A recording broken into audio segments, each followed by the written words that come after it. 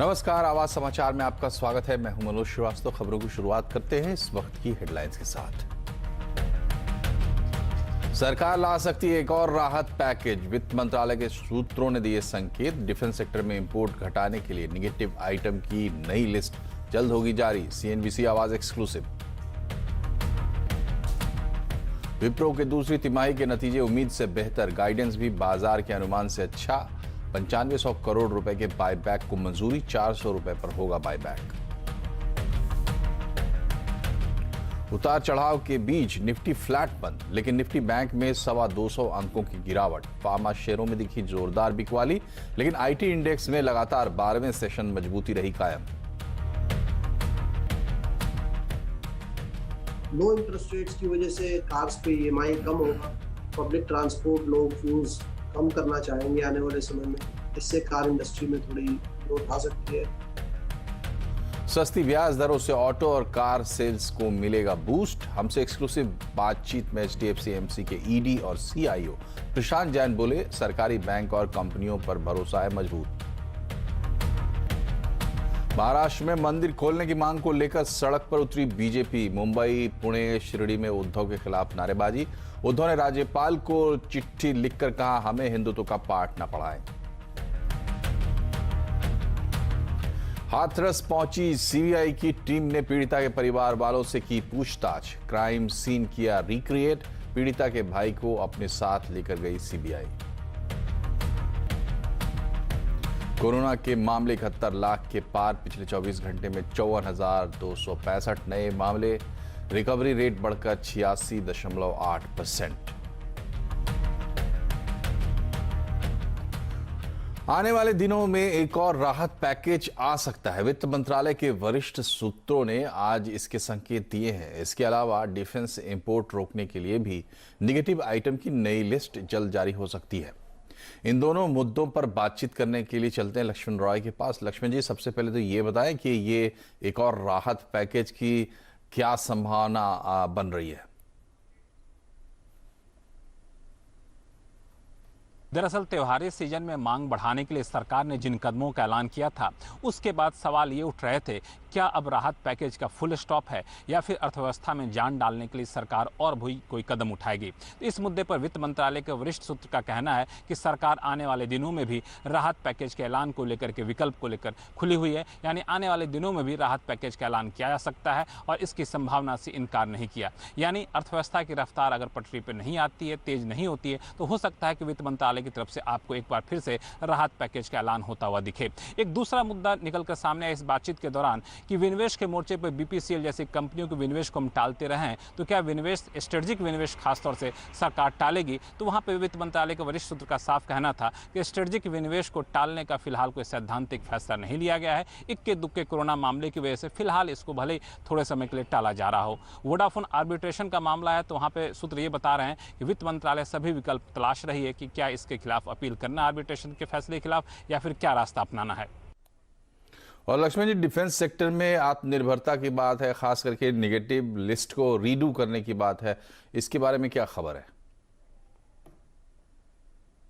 दरअसल आपको याद होगा कि वित्त मंत्री ने आत्मनिर्भर भारत पैकेज के दौरान ये ऐलान किया था कि ऑर्डिनेंस फैक्ट्री बोर्ड, जिसके तहत डिफेंस के इक्विपमेंट का उत्पादन होता है, उसका कॉर्पोरेटाइजेशन किया जाएगा। लेकिन उस ऐलान के बाद फिर आगे कुछ सुनने को नहीं मिला कि क्या आगे प्रक्रिया हुई है। लेकिन सूत्र मुझे ये बता रहे हैं कि इस ऑर्डिनेंस फैक्ट्री बोर्ड की कॉर्पोरेटाइजेशन की प्रक्रिया काफ़ी तेज हो गई है। सूत्र ये भी बता रहे हैं कि कैबिनेट कमेटी ऑन सिक्योरिटी ने इस कॉर्पोरेटाइजेशन के प्रस्ताव को अंतिम मंजूरी दे दी है। चूंकि मामला संवेदनशील है, इस वजह सरकार ने इसको सार्वजनिक इस फैसले को नहीं किया है। लेकिन सीसीएस यानी कैबिनेट कमेटी ऑन सिक्योरिटी के इस फैसले के बाद अब मंत्रियों का समूह का गठन किया गया है और साथ ही साथ यहाँ पे केपीएमजी और खेतान एंड कंपनी को एडवाइजर के कंसल्टेंट के तौर पर नियुक्त किया गया है, ताकि ऑर्डिनेंस फैक्ट्री बोर्ड के कॉर्पोरेटाइजेशन के प्रस्ताव पर तेजी से अमल किया जाए। और सरकार का मानना है कि इस कॉर्पोरेटाइजेशन की वजह से जो डिफेंस इक्विपमेंट के, डिफेंस के सामान के इंपोर्ट पर निर्भरता है, उसको काफ़ी हद तक कम किया जाएगा। इतना ही नहीं, इंपोर्ट पर शिकंजा कसने के लिए नेगेटिव आइटम की दूसरी लिस्ट भी तैयार कर ली है डिफेंस मंत्रालय ने, और जल्द ही इस दूसरी लिस्ट को भी जारी किया जाएगा कि आखिर कौन कौन से आइटम को आने वाले दिनों में इंपोर्ट पर रोक लगाना है और घरेलू उत्पादन को बढ़ावा देना है। यानी डिफेंस के मोर्चे पर सरकार आत्मनिर्भर बनने के लिए भी काफी तेजी से कदम बढ़ा रही है। बहुत बहुत शुक्रिया लक्ष्मण जी इन तमाम जानकारियों के लिए। और इधर फेसलेस असेसमेंट की वजह से इंपोर्टर्स और कस्टम ब्रोकर्स परेशान है। दरअसल पोर्ट्स पर शिपमेंट क्लियरेंस में लंबा वक्त लग रहा है, इससे इंपोर्टर्स की लागत बढ़ रही है। सभी पोर्ट्स पर बड़ी तादाद में इस वक्त कार्गो अटके पड़े हैं। पूरी खबर जानते हैं आलोक प्रियदर्शी से। आलोक, ये बताइए किस तरीके की दिक्कतें आ रही है, क्यों दिक्कतें आ रही हैं? देखिए, देश के कुछ चुनिंदा पोर्ट्स पर जुलाई महीने से ही फेसलेस असेसमेंट के जरिए कस्टम क्लियरेंस की शुरुआत हो गई थी, जिसे चरणबद्ध तरीके से अब 31 अक्टूबर से पूरे देश में एक साथ लागू होना है। यानी कि इसके बाद देश में जितने भी पोर्ट्स हैं वहां पर कोई भी कस्टम क्लियरेंस फेसलेस असेसमेंट के जरिए ही होगी। लेकिन यही फेसलेस असेसमेंट सिस्टम जो कारोबारी पोर्ट से जुड़े हुए हैं, इंपोर्टर्स हैं और साथ ही साथ जो कस्टम ब्रोकर्स हैं, उनके लिए परेशानी का सबब बन गया है। क्योंकि जो शुरुआती फीडबैक इस फेसलेस असेसमेंट सिस्टम को लेकर आए हैं वो अच्छे नहीं हैं। क्योंकि इन कारोबारियों का कहना है कि जो पहले क्लियरेंस 1 से 2 दिनों के भीतर हो जाया करता था, उसे अब होने में 4 से 9 दिन का समय लग रहा है। इसकी वजह से जो इंपोर्टर्स है उसकी लागत बढ़ जा रही है, क्योंकि वेयर हाउसिंग चार्जेस देने पड़ रहे हैं। इसके अलावा जो कंटेनर्स है उसका भाड़ा एक्स्ट्रा देना पड़ रहा है और साथ ही साथ जो मैन्युफैक्चरर्स है उसके पास रॉ मटेरियल समय पर नहीं पहुंच रहा है, जिसकी वजह से ये फेसलेस असेसमेंट सिस्टम उन्हें काफी परेशानी क्रिएट कर रहा है। और इसी मांग को लेकर जो कारोबारी हैं और साथ ही साथ federation of custom broker association है, उन्होंने वित्त मंत्री निर्मला सीतारमण को चिट्ठी लिखकर इस पूरे सिस्टम में को रिव्यू करने की मांग की और कहा है कि जल्द वो दखल देके इस पूरे सिस्टम को स्ट्रीमलाइन करें, ताकि जो ये डिले है वो डिले ना हो। क्योंकि इसकी वजह से देश के जितने भी पोर्ट्स हैं वहां पर कार्गो की तादाद लगातार बढ़ती जा रही है और साथ ही साथ जो हैंडलिंग चार्जेस हैं वो भी बढ़ते जा रहे हैं। इसलिए अगर फेसलेस असेसमेंट सिस्टम सरकार अगर भ्रष्टाचार को खत्म करने के लिए और साथ ही साथ ईज ऑफ डूइंग बिजनेस को लेकर लाई है, तो उसका इसे प्रभावी ढंग से सिस्टम भी चलना होगा। क्योंकि जो ऑफिसर्स इसमें तैनात हैं वो काफी डिले कर रहे हैं, काफी कागजात मांग रहे हैं, जिसकी वजह से ये तमाम डिले हो रहा है। तो कुल मिलाकर जो ये कारोबारी हैं और ब्रोकर्स हैं, उन्होंने सरकार से मांग की है कि इस सिस्टम को पूरा रिव्यू किया जाए और इसे स्ट्रीमलाइन किया जाए, क्योंकि 31 अक्टूबर से इसे पूरे देश में लागू होना है। और अगर ये सही ढंग से नहीं लागू हुआ तो कारोबारियों को काफी नुकसान उठाना पड़ सकता है। बहुत शुक्रिया आलोक। और आगे बढ़ते हैं। विप्रो ने अपने तिमाही नतीजे पेश कर दिए हैं। दूसरी तिमाही में कंपनी का कंसोलिडेटेड मुनाफा 2390 करोड़ से बढ़कर 2470 करोड़ रुपए रहा है। कंपनी की कंसोलिडेटेड आय 15,126 करोड़ से घटकर 15,115 करोड़ रही है। नतीजों पर ज्यादा बातचीत के लिए हमारे साथ है आशीष वर्मा। आशीष, ये बताइए कैसे रहे नतीजे, कैसे देख रहे हैं इसको? विप्रो की तरफ से कह लीजिए बीट है, इनफैक्ट मैं तो कहूंगा कमाल कर दिया। तो विप्रो का जो Q2 का परफॉर्मेंस है, कांस्टेंट करेंसी में ग्रोथ, पिछला क्वार्टर दबाव भरा था सारी आईटी कंपनीज के लिए। तो विप्रो की जो कांस्टेंट करेंसी ग्रोथ थी वो 7.5% एक्चुअली डीग्रो कर गया था, कॉन्ट्रैक्ट कर गया था। वहां से एक बाउंस एक्सपेक्टेड था, पर स्ट्रीट मान रही थी कि 1%, कुछ ब्रोकरेज कह रही थी 1.5% कांस्टेंट करेंसी में ग्रोथ होगा। दरअसल जो डिलीवर करा है वो 2% की ग्रोथ इस कंपनी ने डिलीवर करी है। तो बाजार उम्मीद से बेहतर वहां खड़ा है। हालांकि टीसीएस के रिजल्ट्स आ चुके हैं, उससे कंपेयर करूं तो दिक्कत वाली बात, क्योंकि वो तो खैर 4.8% की कांस्टेंट करेंसी ग्रोथ Q2 में दे चुका है। पर विप्रो के जो एक्सपेक्टेशन थी उससे बेहतर परफॉर्मेंस है। अच्छा, ये परफॉर्मेंस ऑपरेशनली आपको पर्कुलेट होती हुई नजर आएगी। तो हमारा मानना था कि मार्जिन 30 बेसिस पॉइंट्स घटेंगे। In fact margin 20 basis points Q on Q सुधर गए। तो 18.7% हमारी एक्सपेक्टेशंस, 19.2% कंपनी का मार्जिन आया है। तो आंकड़ों में कोई दिक्कत नहीं। और तीसरी इंपॉर्टेंट बात थी गाइडेंस को लेकर। तो कई लोग कह रहे थे, विप्रो ने पिछले क्वार्टर में ध्यान रखिए गाइडेंस दी नहीं थी क्योंकि एनवायरमेंट बहुत खराब था। तो कई लोग मान रहे थे गाइडेंस देंगे नहीं देंगे, इस पर बड़ा सवाल था। कई लोग कह रहे थे गाइडेंस रिज्यूम करेंगे लेकिन 0 से 2% ग्रोथ की बात करेंगे Q3 के लिए, यानी अगले क्वार्टर के लिए। कुछ ब्रोकरेजेस थोड़ी सी ऑप्टिमिस्टिक थी, कह रही थी नहीं साहब 1 से 3% की ग्रोथ की बात करेंगे। और विप्रो की जो गाइडेंस दरअसल आई है वो 1.5 से 3.5%। तो जितनी भी स्ट्रीट में एक्सपेक्टेशंस थी उनसे बेहतर Q3 की गाइडेंस इस कंपनी ने दी है। तीसरा जो पैमाना है जिस पे बाजार क्लोजली वॉच आउट कर रहा था वो है बायबैक का। अब बायबैक जो पिछले कुछ हुए हैं उसमें 10,500 करोड़ का 11,000 करोड़ का बायबैक हुआ है। तो एक्सपेक्टेशंस इन्हीं आंकड़े के आसपास थी, लेकिन असल में बायबैक का अनाउंसमेंट हुआ है 9,500 करोड़ रुपए का, 400 रुपए के भाव पे बायबैक होगा, यानी कि आज की क्लोज से 6.5% का प्रीमियम। तो ये शायद थोड़ा सा डिसअपॉइंटमेंट हो सकता है क्वांटम के लिहाज से, लेकिन Q2 का परफॉर्मेंस, कंपनी की गाइडेंस बाजार उम्मीद से बेहतर है। अब एक ही चीज रह गई है, सबकी नजरें होंगी नए सीईओ साहब की स्ट्रैटेजी और उनके टर्न अराउंड प्लान्स पर। तो कल सुबह 11 बजे विप्रो का मैनेजमेंट जुड़ेगा CNBC आवाज पर, तब जानेंगे ये। शुक्रिया आशीष। और अब बात करते हैं बाजार की, जहां एक दायरे में आज कारोबार देखा। निफ्टी 100 अंकों की रेंज में सिमटा रहा और क्लोजिंग फ्लैट हुई। हालांकि मॉरेटोरियम पर सुनवाई कल तक टलने से बैंक शेयरों में दबाव रहा। निफ्टी बैंक में तकरीबन 1% की गिरावट दर्ज की गई है। वहीं छोटे मझोले शेयरों में भी बिकवाली का रुझान साफ दिखा। कारोबार के आखिरी घंटों में फार्मा शेयरों पर दबाव बढ़ा और इंडेक्स 0.25% की गिरावट लेकर बंद हुआ। हालांकि आईटी शेयरों की तेजी पर आंच नहीं आई और लगातार 12वें सेशन आईटी इंडेक्स रिकॉर्ड ऊंचाई पर बंद हुआ है। इन 12 सेशन की तेजी में इंडेक्स तकरीबन 19% मजबूत हुआ है। वहीं आज मेटल शेयरों में भी हल्की खरीदारी का दिन रहा। HDFC AMC के एग्जीक्यूटिव डायरेक्टर और CIO प्रशांत जैन के मुताबिक आगे ऑटो सेक्टर और उसमें भी कार सेगमेंट में अच्छी ग्रोथ दिखेगी। सस्ती ब्याज दरों के चलते कार खरीदने वालों की EMI कम आएगी, जिससे कारों की मांग बढ़ेगी। लो इंटरेस्ट रेट्स की वजह से कार्स पे EMI कम होगा। पब्लिक ट्रांसपोर्ट लोग फ्यूज कम करना चाहेंगे आने वाले समय में, इससे कार इंडस्ट्री में थोड़ी ग्रोथ आ सकती है। लेकिन जैसा कि मैंने कहा, इसमें इतने सारे मूविंग पार्ट्स हैं। एक तरफ इनकम का इम्पैक्ट है, एक तरफ इंटरेस्ट रेट्स कम है, एक तरफ पब्लिक ट्रांसपोर्ट अवॉइड करने की इच्छा है। तो इन सभी को देखते हुए हालांकि लॉन्ग टर्म में इसमें ग्रोथ रहनी चाहिए, बट आने वाले दिनों में ये ग्रोथ कैसी होती है, इस पे सही अंदाजा लगाना मुश्किल है। और महाराष्ट्र में मंदिर खोलने को लेकर सियासी महाभारत छिड़ गई है। बीजेपी ने उद्धव सरकार के खिलाफ पूरे महाराष्ट्र में मोर्चा खोल दिया है। जनता के लिए मंदिर खोलने की मांग को लेकर बीजेपी कार्यकर्ता उद्धव सरकार के खिलाफ प्रदर्शन कर रहे हैं।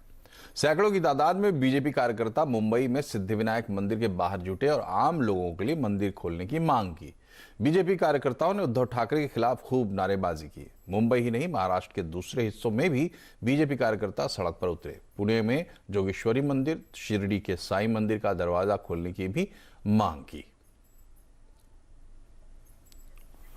इधर महाराष्ट्र में मंदिर खोलने पर राज्यपाल भगत सिंह कोश्यारी और मुख्यमंत्री उद्धव ठाकरे आमने सामने आ गए हैं। पहले उद्धव ठाकरे के हिंदुत्व पर सवाल उठाते हुए राज्यपाल भगत सिंह कोश्यारी ने वार किया, तो अब उद्धव ठाकरे ने पलटवार किया और कहा कि राज्यपाल उन्हें हिंदुत्व का पाठ ना पढ़ाए। दरअसल कोश्यारी ने अपनी चिट्ठी में सीएम उद्धव ठाकरे से पूछा था कि आखिर धार्मिक स्थल खोलने को लेकर उद्धव इतनी देरी क्यों कर रहे हैं। कोश्यारी ने हैरानी जताई थी कि एक तरफ बार और रेस्टोरेंट खुलने की इजाजत दी जा रही है, वहीं दूसरी तरफ देवी देवता लॉकडाउन में है। कोश्यारी ने दिल्ली और देश के दूसरे हिस्से में धार्मिक स्थान खोलने का उदाहरण भी दिया। वहीं राज्यपाल कोश्यारी की चिट्ठी के जवाब में उद्धव ठाकरे ने भी चिट्ठी लिखी है। उद्धव ने कोश्यारी पर पलटवार करते हुए लिखा है कि उनको किसी से हिंदुत्व का सर्टिफिकेट नहीं चाहिए। उद्धव ने कहा कि केवल धार्मिक स्थल खोलने का मतलब हिंदुत्ववादी होना नहीं है। यही नहीं, उद्धव ठाकरे ने कंगना रनौत का नाम लिए बगैर राज्यपाल कोश्यारी पर निशाना साधा और लिखा कि महाराष्ट्र और मुंबई को पाकिस्तान अधिकृत कश्मीर कहने वाली का स्वागत करना भी किसी नजरिए से हिंदुत्व नहीं है। हालांकि उद्धव ने यह भी लिखा कि महाराष्ट्र सरकार धार्मिक स्थल खोलने पर विचार कर रही है और जल्द ही इसके बारे में फैसला लिया जाएगा। और आइए आपको सुनाते हैं कि इस पूरे मामले में शिवसेना प्रवक्ता संजय राउत का क्या कहना है। ने कभी ना हिंदुत्व को नकारा है, ना हिंदुत्व को भूला है शिवसेना, और ना हिंदुत्व को भूलेगी। हिंदुत्व शिवसेना का प्राण है, आत्मा है, वो हमेशा हमारे साथ रहेगा। बात ऐसी है, जो लोग इस बारे में सवाल खड़े कर रहे हैं, उसने आत्मपरीक्षण करना चाहिए, आत्मनिर्भर होकर आत्मपरीक्षण करना चाहिए। क्या वो सभी लोग हिंदुत्व का कितना पालन कर रहे हैं? और इस पूरे मामले में बीजेपी किस तरह से उद्धव ठाकरे पर हमलावर है, सुनिए बीजेपी नेता आशीष शेलार को। आज समय आ चुका है कि उद्धव ठाकरे जी, आपको हिंदुत्व का प्रमाण पत्र और पाठ राज्यपाल महोदय से लेने का समय आ चुका है। आप इस बात को नकार नहीं सकते हो कि हिंदू हृदय सम्राट बाला साहेब ठाकरे जी के विचारों से आपने प्रताड़ना कब की कर चुके हो? आपको इस बात का जवाब देना पड़ेगा कि हिंदू हृदय सम्राट स्वातंत्रवीर सावरकर जी को जिन्होंने अपमानित किया, उनको आपने गोदी में बिठाया है। इलेक्ट्रिक गाड़ियों और एनर्जी स्टोरेज को बढ़ावा देने के लिए बन रही राष्ट्रीय बैटरी पॉलिसी तैयार है और इसे जल्द ही कैबिनेट के पास मंजूरी के लिए भेजा जाएगा। डिटेल्स के साथ जुड़ रहे हैं रोहन सिंह। रोहन, ये बताइए क्या है इस पॉलिसी में खास? जी, अगले 10 साल के लिए पॉलिसी तैयार की जा रही है और सरकार चाहती है कि भारत बैटरी मैन्युफैक्चरिंग का हब बन सके और इसी के लिए अगले 10 साल में 71,000 करोड़ रुपए खर्च करने की योजना है।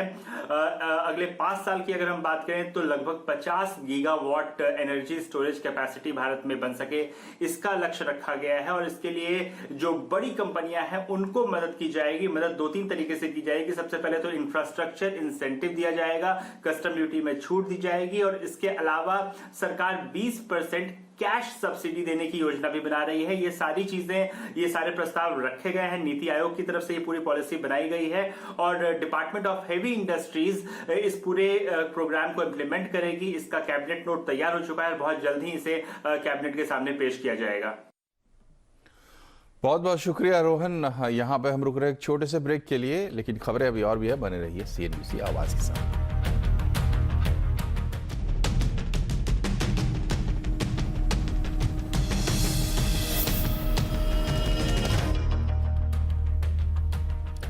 ब्रेक के बाद एक बार फिर से आपका स्वागत है आवाज समाचार में। 15 अक्टूबर से मल्टीप्लेक्स खुलने जा रहे हैं। हालांकि महाराष्ट्र में मल्टीप्लेक्स फिर से खुलने में अभी वक्त है, लेकिन मल्टीप्लेक्स खुलने से पहले कैसी उनकी तैयारी है, इसका जायजा लिया हमारी संवाददाता सिल्की सिंह ने। 15 अक्टूबर से देश भर में मल्टीप्लेक्सेस को दोबारा खुलने की अनुमति दे दी गई है, लेकिन महाराष्ट्र में अभी फिलहाल मल्टीप्लेक्सेस दोबारा कब से खुलेंगे इसका निर्णय लेना बाकी है। तैयारियों की बात कर ले तो यहाँ पर भी तैयारी पूरी है। आपको दिखाना चाहेंगे कि किस तरह से आपके मल्टीप्लेक्स का एक्सपीरियंस बदलने वाला है। यहाँ देखिए, यहाँ पर आप QR कोड के ज़रिए अपने टिकट्स की बुकिंग कर सकते हैं। आप ऑनलाइन भी टिकट्स की बुकिंग कर सकते हैं।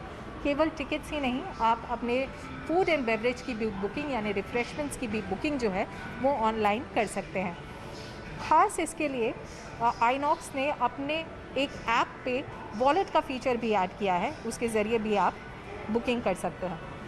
अगर आप टिकट की बुकिंग ऑनलाइन नहीं करते हैं या डिजिटल तरीके से नहीं करते हैं और यहाँ पर बॉक्स ऑफिस पर आके करना चाहते हैं, तो देखिए नीचे किस तरह से फ्लोर्स को मार्क किया गया है ताकि 2 इंडिविजुअल्स के बीच में 6 फीट की दूरी बनाई जा सके। एंटर करने से पहले थिएटर में आपकी थर्मल स्क्रीनिंग होगी, उसके बाद ही आपको अंदर जाने की इजाज़त मिलेगी। लॉबी में लगभग हर जगह आपको इस तरह के सैनिटाइज़र के बॉटल्स मिल जाएंगे।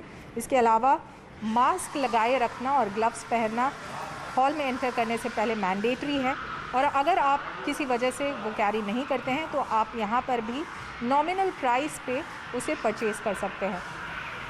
फूड एंड बेवरेज में भी आपको इम्यूनिटी बूस्टर के नए मेनूज़ मिलेंगे। देखिए, फ़िलहाल थिएटर में सैनिटाइजेशन का काम चल रहा है और इस तरह से हर शो के बाद जो थिएटर है उसे सैनिटाइज किया जाएगा। इसके अलावा आप देख सकते हैं कि केवल 50% ऑक्यूपेंसी के साथ ही मल्टीप्लेक्सेस को दोबारा खुलने की अनुमति दी गई है। इसलिए 2 सीट्स के बीच में एक सीट वेकेंट रखना भी ज़रूरी होगा। सरकार की तरफ से जारी SOP में स्टैगर्ड शो टाइमिंग को भी मैंडेटरी किया गया है, यानी कि 2 शोज़ के बीच में अच्छा खासा टाइम डिफरेंस होगा, जिसकी वजह से अब आपको लॉबी और वॉशरूम में कम भीड़ मिलेगी। सिल्की सिंह, मुंबई। दिवाली का त्योहार करीब आ रहा है और साथ में छुट्टियां भी। दिवाली की छुट्टियों में कई लोग घूमने फिरने का प्लान बना लेते हैं। कोरोना की वजह से विदेश घूमने जाना तो मुश्किल है, इसलिए टूर ऑपरेटर्स 2 से 4 दिन के छोटे पर्सनलाइज्ड घरेलू पैकेज ऑफर कर रहे हैं। देखिए अहमदाबाद से मनीष देसाई की रिपोर्ट।